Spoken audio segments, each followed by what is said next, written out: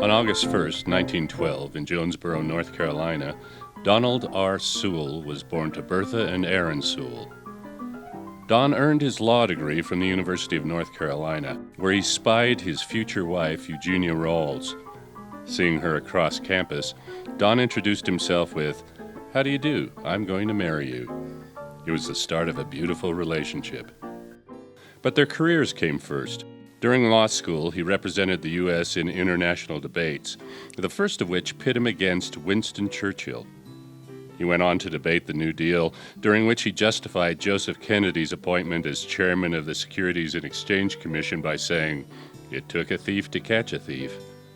After the debate, Kennedy himself called and offered Don a job at the SEC. Wanting to move closer to New York and Eugenia, Don agreed. In addition to arguing cases before the Supreme Court, Don also penned portions of President Roosevelt's speeches, one of which was interrupted when word was received that Italy had invaded France, thus escalating World War II. Sewell's job took an about-face. He was tapped to head the Anti-Subversion Division as Executive Secretary of U.S. and British Intelligence.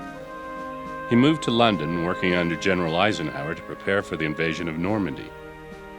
Shortly after D-Day, Sewell returned to New York, settling into private practice and marriage to Eugenia. New York brought new life, both as a family man and a lawyer. He and Jeannie had 2 children, Brooke and Brockman, and were married 59 years until her death in 2000.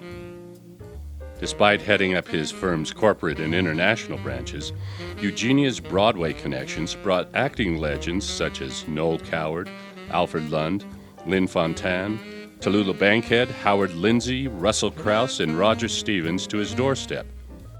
With such influential clients, Don was drawn headfirst into the world of theater. He brought the Royal Shakespeare Company to Broadway, directing its production of The Hollow Crown, which earned him an unprecedented spot on that company's board and designation as Officer of the Most Excellent Order of the British Empire by Queen Elizabeth II. He worked with a host of New York's who's who to produce Showboat, Our Town, Harvey, A Thurber Carnival, and others. One such producing partner was Denver philanthropist, occasional actress, and Denver Post owner Helen Bonfils. They, together with Halia Stoddard, formed Bonnard Productions and produced The Beast in Me, The Affair, and Sail Away. But in the 60s, Helen asked Don to help her with an entirely different matter, protecting the Denver Post from takeover.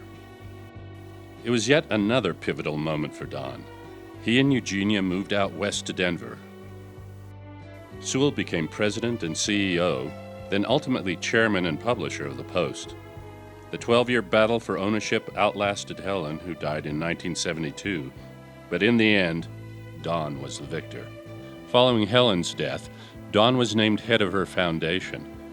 Knowing Helen's devotion to theater, Don was inspired to create what he called the finest arts complex in the world. His epiphany came in 1974 at the intersection of 14th and Curtis Streets. He looked at the aging auditorium arena, which was surrounded by urban decay, and was struck with an idea. He pulled an envelope from his pocket and sketched out his plan. Before the day was out, he secured approval from not only Mayor Bill McNichols, but the Bonfils Foundation Board, whose primary asset was the Denver Post.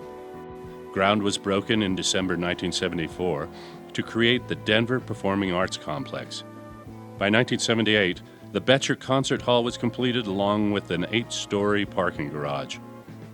By 1979, the Auditorium Theater had been renovated, 2 cabaret spaces had been added, and Don opened his own theater company in the new 4-theater Helen Bonfils Theater Complex. Soon Denver's economy was sputtering and the paper was teetering on the brink of collapse. Sewell sold the Post to Times-Mirror, the proceeds of which went to the Bonfils Foundation, securing the financial future of the Denver Center for the Performing Arts. In 1991, and working with the city, Don's master plan was finalized with the renovation of the Temple Hoyne Buell Theater. Over time, his vision has been complemented by additions including the Sewell Grand Ballroom, an expansion of education and production facilities in the historic Tramway Building.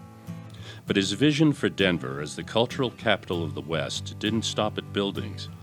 It didn't stop at creating a Tony-winning theater company. It didn't stop by lining the Denver Center with Broadway's biggest hits, including the debut of Disney's Little Mermaid. No, Don wanted to make a bigger mark. So in 2000, he joined his two favorite theater companies, the Denver Center Theater Company and London's Royal Shakespeare Company. Together they embarked on the 10-hour, 10-play, 20 years in the making story of the Trojan War. Tantalus, written by John Barton and directed by the legendary Sir Peter Hall, was led by an international creative team, drew crowds from 27 countries, and enjoyed a tour of England. It is cited in college textbooks, made its way into theater anthologies, and was named among Time magazine's 10 Best of 2000. Sewell's community contributions also were significant. He sat on the boards of the Denver Art Museum, the Denver Symphony Orchestra, and Central City Opera. He was president of the Denver Opera Foundation and helped create the Mayor's Commission on the Arts. As chairman and CEO of the American National Theater and Academy, he played a role in creating the American National Theater in Washington, D.C., and as a member of New York's Broadway Alliance, contributed to launching its first performance. Even after he stepped down as the Denver Center's chairman and chief executive in 2006, Donald Sewell continued to come to work in his emeritus position every day.